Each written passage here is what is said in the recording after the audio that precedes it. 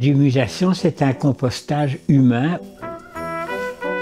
Beaucoup de gens sont un peu abasourdis par cette démarche. L'humusation telle que nous la pratiquons, elle n'existe nulle part. C'est illégal pour les humains. Pour moi, c'est limpide que c'est dans une butte de compost qu'il faut que je termine ma vie.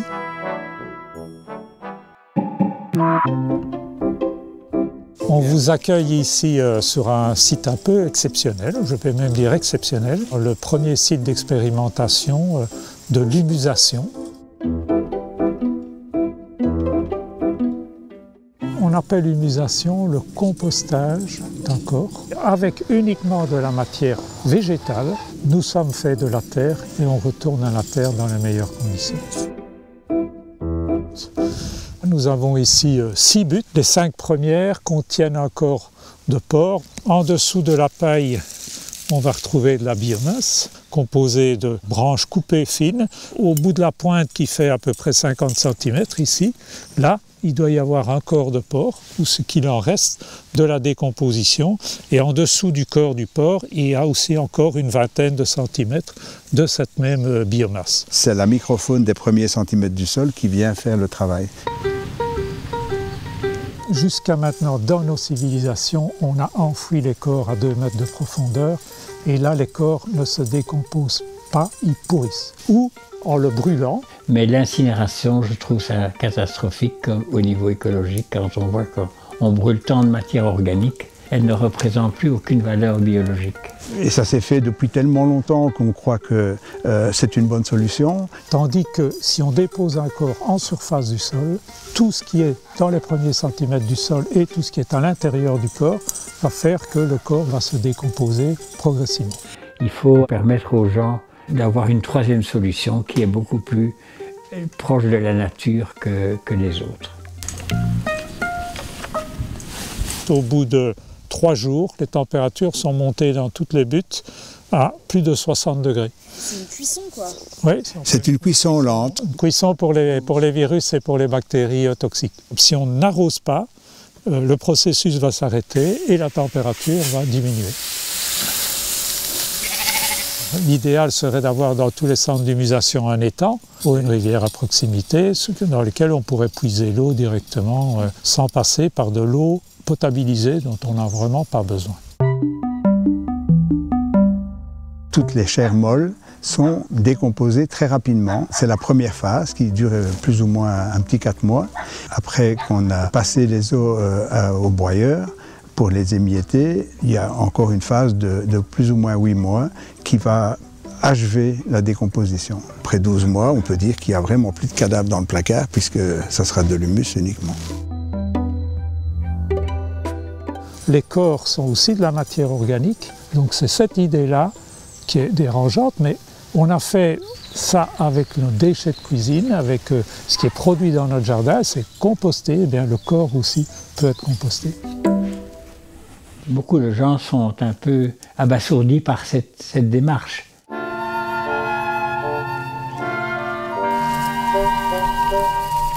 Nous avons créé un scénario.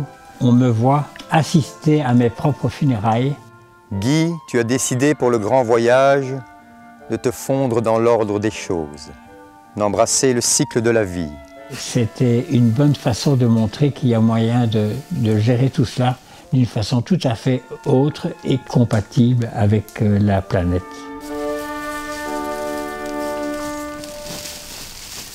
Dans les pays européens, il y a à peu près 1% de la population qui meurt chaque année.